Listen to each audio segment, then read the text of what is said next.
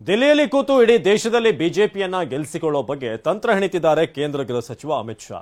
ಇವತ್ತು ಸಿಎಎ ಬಗ್ಗೆ ಮಾತನಾಡಿ ತಮ್ಮ ಮತಬುಟ್ಟಿಯಲ್ಲಿನ ಮತ ಹೆಚ್ಚಿಸಿಕೊಳ್ಳುವಂತ ದಾಳ ಉರುಳಿಸಿರುವಂತ ಅವರು ಕರ್ನಾಟಕಕ್ಕೆ ಇಂದು ರಾತ್ರಿ ಬರ್ತಿದ್ದಾರೆ. ಮೈಸೂರಿನಲ್ಲಿ ತಂಗಲಿರುವಂತ ಅವರು ಕರ್ನಾಟಕದಿಂದ ಹೆಚ್ಚು ಪಾಲು ಪಡೆಯೋದಕ್ಕೆ ಪ್ಲಾನ್ ರೂಪಿಸುತ್ತಿದ್ದಾರೆ.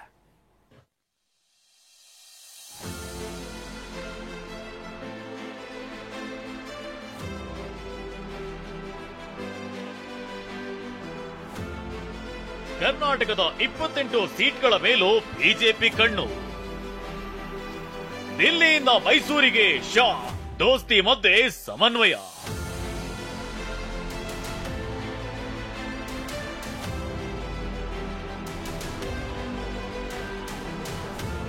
ಬಿಜೆಪಿ ದಕ್ಷಿಣದ ಹೆಬ್ಬಾಗಿಲು ಕರ್ನಾಟಕದಿಂದ ಹೆಚ್ಚು ಲೋಕಸಭಾ ಸ್ಥಾನ ಗೆಲ್ಲಲು ಬಯಸಿದೆ. ಈ ಹಿನ್ನೆಲೆ ರಾಜ್ಯಕ್ಕಿಂದು ಅಮಿತ್ ಶಾ ಬರ್ತಿದ್ದಾರೆ. ಇಂದು ಮೈಸೂರಿಗೆ ಬಂದಿಳಿಯುವ ಶಾ ನಾಳೆ ವಿವಿಧ ಕಾರ್ಯಕ್ರಮಗಳಲ್ಲಿ ಭಾಗಿಯಾಗ್ತಾರೆ. ಕ್ಲಸ್ಟರ್ಗಳ ಸಭೆ ಮಾಡಿ ಚುನಾವಣೆ ಗೆಲುವಿಗೆ ತಂತ್ರ ರೂಪಿಸಲಿದ್ದಾರೆ.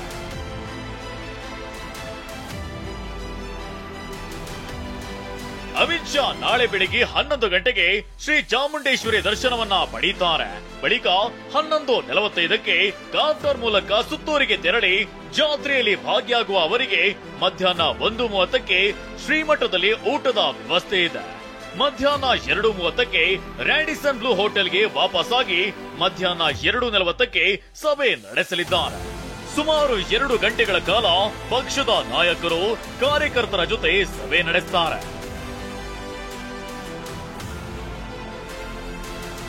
ಮೂರನೇ ಬಾರಿಗೆ ಮೋದಿ ಮತ್ತೆ ಪ್ರಧಾನಿಯಾಗಲೆಂದು ರಾಜ್ಯದಲ್ಲಿ ಜೆಡಿಎಸ್ ಬಿಜೆಪಿ ಮೈತ್ರಿ ಆಗಿದೆ. ಬಿಜೆಪಿ ಮತ್ತು ಜೆಡಿಎಸ್ ನಾಯಕರ ಮಧ್ಯೆ ಹೊಂದಾಣಿಕೆ ಆಗಿದೆ. ಆದರೆ ಕಾರ್ಯಕರ್ತರು ಮತ್ತು ಮುಖಂಡರ ನಡುವೆ ಇನ್ನೂ ಸಮನ್ವಯತೆ ಉಂಟಾಗಿಲ್ಲ. ಹೀಗಾಗಿ ಸಮನ್ವಯ ಸಾಧಿಸಲು ಶೀಘ್ರವೇ ಜೆಡಿಎಸ್ ಬಿಜೆಪಿ ಸಮನ್ವಯ ಸಮಿತಿ ರಚನೆ ಮಾಡಲು ಬಿಜೆಪಿ ಹೈಕಮಾಂಡ್ ಸೂಚಿಸಿದೆ. ಇನ್ನು ಲೋಕಸಭಾ ಚುನಾವಣೆಯಲ್ಲಿ 28 ಕ್ಷೇತ್ರಗಳಲ್ಲೂ ಗೆಲ್ಲುವ ಗುರಿಯೊಂದಿಗೆ ಶೀಘ್ರವೇ ಕಮಲದಳ ನಾಯಕರ ಸಮನ್ವಯ ಸಮಿತಿ ರಚಿಸಲಾಗುತ್ತಿದೆ. ಮಾಜಿ ಸಿಎಂ ಎಚ್.ಡಿ. ಕುಮಾರಸ್ವಾಮಿ ಮತ್ತು ಬಿಜೆಪಿ ರಾಜ್ಯಾಧ್ಯಕ್ಷ ಬಿವೈ ವಿಜಯೇಂದ್ರ ನೇತೃತ್ವದಲ್ಲಿ ಸಮನ್ವಯ ಸಮಿತಿ ರಚನೆಯಾಗಲಿದೆ. ಜೆಡಿಎಸ್ ಮತ್ತು ಬಿಜೆಪಿಯ 10 ರಿಂದ 12 ಹಿರಿಯ ನಾಯಕರು ಈ ಸಮಿತಿಯಲ್ಲಿ ಸದಸ್ಯರಾಗಲಿದ್ದಾರೆ. ಇದರಲ್ಲಿ ಸಾಕಷ್ಟು ರಾಜಕೀಯ ಲೆಕ್ಕಾಚಾರ ಅಡಗಿದೆ.